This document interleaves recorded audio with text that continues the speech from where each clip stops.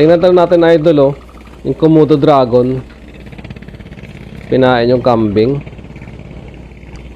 Bali talaga sinadya yung ipain yung kambing para lumabas yung Komodo. Sa wildlife to eh.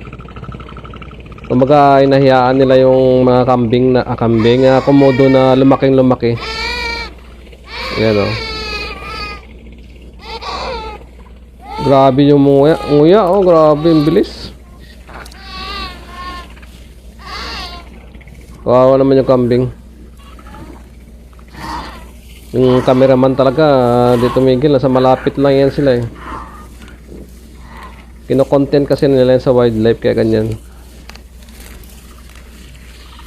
Laki ano? Nasaan na yun napunta?